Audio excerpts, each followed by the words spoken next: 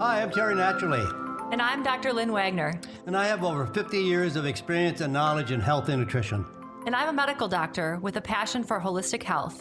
We come together to offer you unique viewpoints and expertise as health advocates around topics that deal with today's health concerns. And always for your good health. So let's get into today's topic.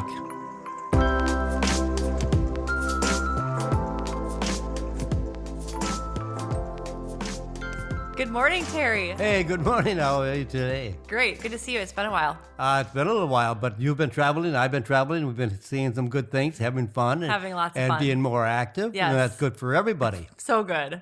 Yes, absolutely. So good. Yep. So I think today we wanted to talk about exercise, fitness, movement, whatever you want to call it. 'Cause it's A lot of different for every activity. person, a lot of activity. And not many people do. No, and I think I think both of us have a similar foundation to exercise looking back to our childhood. I'm assuming you were not a big active exerciser when you were a child. I was not, and I'm not. I was never athletic. I never was in any sports. I was clumsy and awkward and didn't do very many things well. No, I didn't do anything. That was one of my problems too. And I was the same way. I grew up, I had a wonderful childhood, but I was very sedentary. It was a lot of video games and laying around and watching, we call them sitcoms, lots of relaxation. Yeah. And I really didn't think about exercise until I would say my adolescent years. My family finally started to kind of get on the exercise routine, Right. but it wasn't something I did at all. And I was equally very clumsy. I would make baskets for the wrong basketball team. I was, picked last in gym class. They line everyone up and they Right. pick teams. I was usually picked last just because I wasn't very athletic. Boy, we make a good pair here for activity today. I know. So for me personally, when I was probably, in my preteen, adolescent years, it's when my parents finally got on the exercise kick and looked at us as a family and said, "Oh my gosh, we need to do something about this, or this is going to become a problem." So we started doing things like aerobics, Jane Fonda workouts with videos, going to the YMCA in town. But it was still, I would say, fairly sedentary, But it's been a big transition for me to where I'm at now, which is where I don't feel normal unless I exercise every day. I don't do it every day, but I do enough every week to make sure that I do stay well-toned, stronger, healthier. Right. And just to make sure that you have enough activity to be healthy. Yeah, and I think that's the biggest thing is, people, I look at high school athletes and the push for being in a sport and doing these things. And I think you have to reframe it where I exercise so that I can do the things I love to do. I don't exercise so that I can be the best at that sport, so I can run a marathon or do an Ironman or anything like that.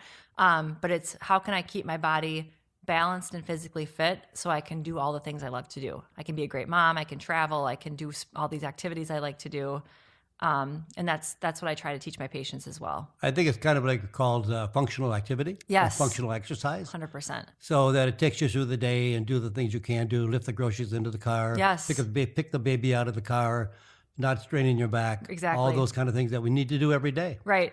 And I don't think people think about it that way. They think, I either have to work out, go to the gym, do the treadmill, the elliptical, run. But they don't think about it as a balanced thing. When I was a med student and resident, I used to run 6 miles a day, every day, no matter what. And I had chronic low back pain. I had plantar fasciitis, which, have you ever had that before? No, I never have. It's terrible. It's It just is. pain on the bottom of your feet that you have every day. And my body shape was kind of misshapen because all I had was strong legs and everything else wasn't worked on. Right. And so for me, it took realizing that I had to incorporate strength training, Pilates, yoga, just different cross-training activities to work all the muscle groups to create a balance. And that's when I had started having a body that didn't hurt anymore. Right. I think what I think about some people is that I'm not a big proponent for running. I think there should be some strength exercise involved as well. If you want to run, fine, but include some strength exercise as well because it strengthens your bones, strengthens your muscles, where running really does not. Right. So like you said, you had strong legs, but the rest of your body was not as well toned as your legs were. Not at all. And really, if you don't have some weight-bearing exercises that pits yourself against some weight, it makes your entire body stronger. And I love working out with kettlebells. And that's one of the things I do. I do that 3 or 4 times because it only takes a few minutes. And then I do some weightlifting exercises as well. I'll do some squats, I'll do some deadlifts, but I don't do real heavy weight. I don't think it's necessary. Right. Just to keep our body stronger. Yeah. Not to try to outlift somebody. I completely agree. And I think one of the things too is, you talk about running, and I'm a runner. I love running. I could run every day if my body allowed me to. But people don't understand that exercising isn't just about burning the calories. It's about creating the muscle mass that will burn the calories after you exercise. Right. That and it's huge. There's all these people who sometimes I think it's harder for people who exercise a lot doing a ton of cardio to lose weight than it is for the people who exercise less. I did that years ago. I used to exercise to lose weight so I could eat more. That's what most people do. Absolutely. Definitely. You can't outrun a diet, a bad diet. You can't outrun your fork. No. No. You can't. You can't lose your fork. You can't outrun a bad diet. No. When I was in undergrad, I used to run. I ran the 6 miles a day in undergrad too, and I would run so that I could drink beer, eat chili at after bar, and then eat cookies while I was studying. I mean, I ate terribly. It never worked, obviously. Luckily, I was young and resilient, but it took me to go through some pretty big transitions to finally hone in on what true health and activity meant. Definitely. And I think so what I tell my patients is I always like to share this with everyone because I think I would have loved to have heard this when I was younger, is that first of all, you don't have to call it exercise. Sometimes exercise is negative. You're like, oh, I have to exercise. I don't like doing that. Just think of it as movement, activity, something that's fun. Second of all, think of things you like to do that are active. People, you don't have to run. You don't have to go to the gym. You can go for walks. You can jump rope. You can do cartwheels. There's so many, bike riding. There's so many things you can do that move your body. You can have a job that's active. If you look at someone like a farmer or someone who works in a warehouse and they're just pounding the pavement all day long, right, that's going to be a very active lifestyle. So you have to actually just think about it that way and be like, okay, first of all, how active am I every day? And then compare it to how active we used to be.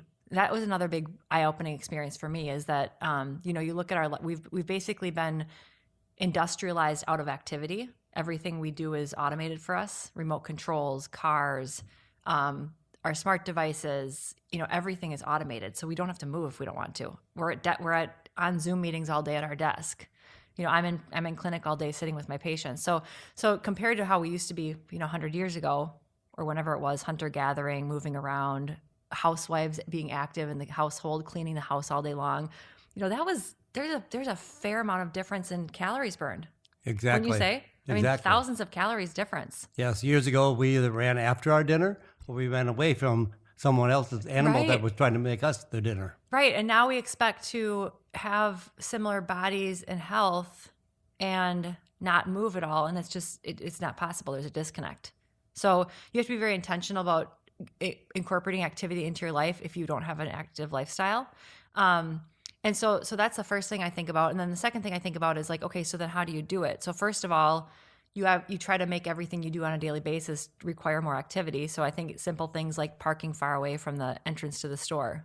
That's huge. Don't use the escalator. Don't use the escalator. When I'm at the airport, everyone makes fun of me because I don't use the moving walkways and I don't use the escalator unless I have a really heavy carry-on bag. So you just walk more. And then if you can't incorporate the activity in your entire day, then have a dedicated workout every day. Whether you go for a run or you go to the gym and do weights, or you do weights in your own home, do body weight exercises. There's so many different ways you can do it. And then make sure it's balanced. And I think that's the key. So, you do some cardio, you do some weight training, you do some flexibility training so that you're keeping things loose and stretched so that you don't get injured. Right. I think it all helps to make your body much more toned. Yep. And more flexibility and mobility as well. Yeah. And so, and I always say get help if you need it. I've had a lot of different teachers on how to work out over the years, even, whether it's running or doing weight training. Obviously, something like Pilates or yoga, you need an instructor to teach you how to do it. There's tons of good YouTube videos. There's tons of great apps that you can buy that have instruction. Obviously, there's things like Peloton, and there's just hundreds of things you can do online to get help, but to get some instruction. It's like anything else in life. It's not just going to come intuitively or naturally. You need some mentoring, I would say. Because I'm sure you've had trainers to teach you how to do the kettlebells and the Years deadlifts. ago, first of all, I started working out with a gentleman that really was well versed in weightlifting. Right. I had never lifted a weight in my life, and he got me started. That helped me a tremendous ways to get really to get rid of the weight, Right. and to get more flexible, to get more mobility, and to feel better. Exercise actually has been pitted against drugs for depression, and exercise 100%. is equally as effective as drugs for depression, Or more. or more. I would argue more, Yeah. in a lot of cases. And I think that's the other thing people fail to realize is that it might not feel good when you're doing it, but it always feels good after you do it. And the more consistent you are with doing it, the less it will hurt when you're doing it. Obviously, that's a no-brainer. But for things like obesity, depression, seasonal affective disorder, metabolic syndrome, which means like when you have too much belly fat, exercise is pitted against all of those things. So it's really not an optional thing in life. And I would say in my patient population, most people aren't doing it. Yeah, but we've made it optional We've made it optional.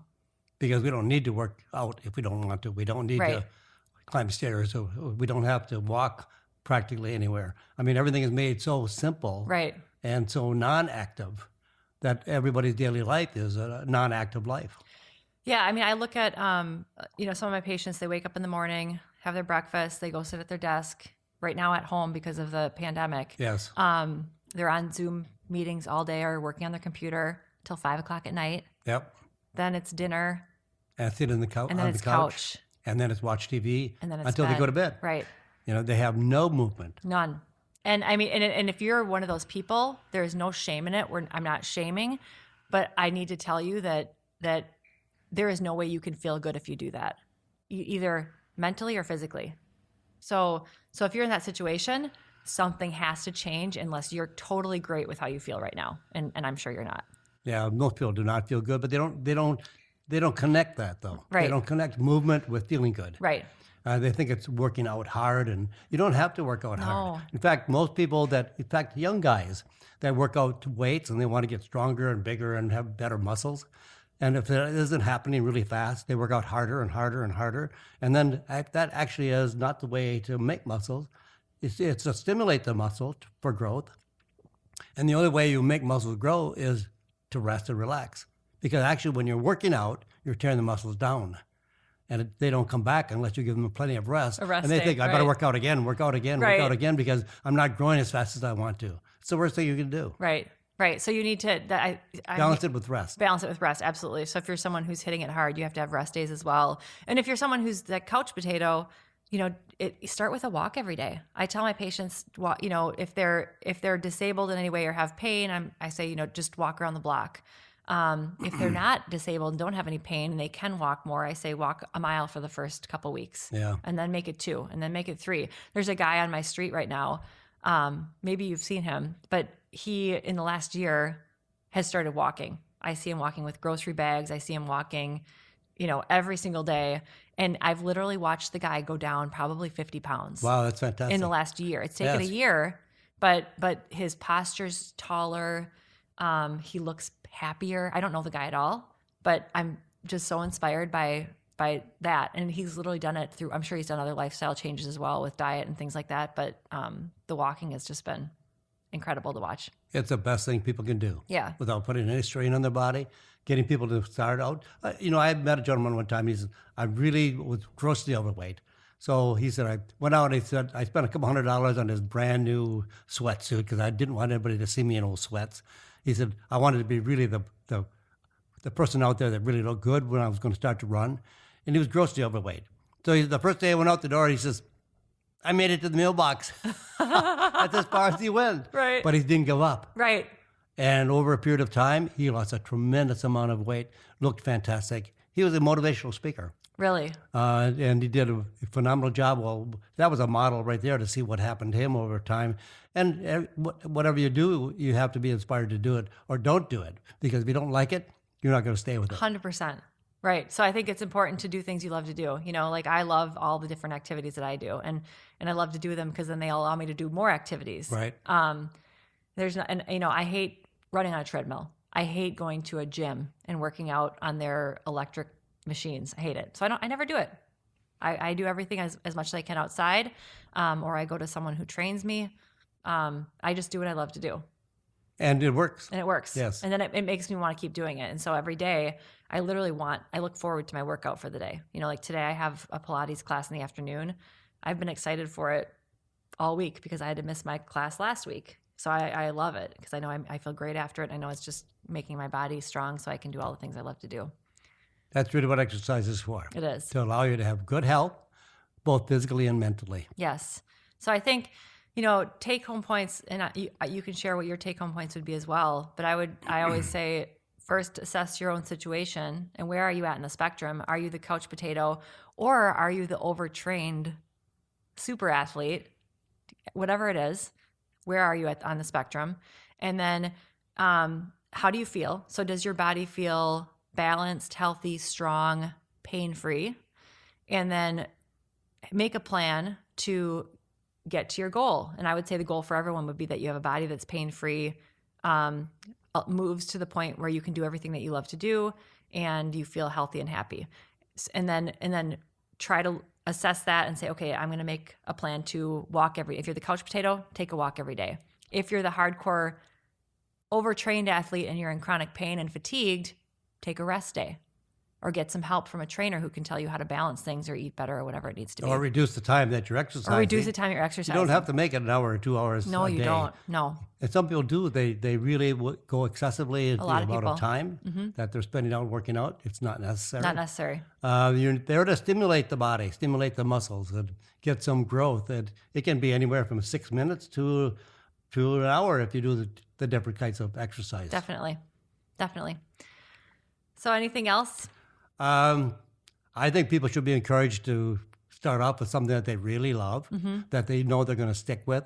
If you say, my friend does this, and it might not work for you just because your friend does it, and you don't exercise with your friend because then you start talking to your friend and you're not really doing the exercise. Right. I love kettlebells, and it's easy to do at home. That's why I try to get a lot of people involved in it, because starting off with never exercising or being a couch potato, you may not want to go out into a gym environment. Right. You might want to do it at home. If you don't have the time, you don't have to spend a half hour going to the gym, Right. getting changed in clothes, working out, another half hour going home again.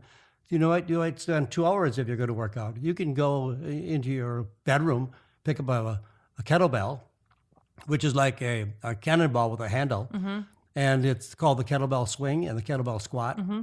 You can do either of those or both of those. It only takes about 6 minutes of exercise, 3 or 4 times. You're done. So you don't really have to do a lot of exercise to be healthy if you choose the right ones. But what you have to do is stick with it. Yes. You can't give up. You can't say, I don't like that, I don't want to exercise. Then find something different. Find something you really, really enjoy and you don't mind doing it, and you keep doing it. It's pretty simple. And I would say if you're a parent as well, do it for your kids, because kids model their parents' behavior. Oh, yeah. So, rather than push them to be in organized sports are great. Do them if you want to, but also model to them how they can keep an active lifestyle once they're even out of school. Because that's the one thing I see is these kids do organized sports and then they go to college and go into their adult years and they never learned how to stay physically active on their own without a coach or a team. Right, So right. so model that behavior to your kids, and then without even telling them how to do it, they'll naturally do it. I agree, absolutely. So It's the best thing to do. Stay active, exercise to some degree, but also I think a really good thing to do is combine a diet with it. I was going to say, and eat healthy. Yes, and eat healthy. Reference our old absolutely. podcast about eating healthy. You can't outrun, you can't outwork you a can't. bad diet. You can't.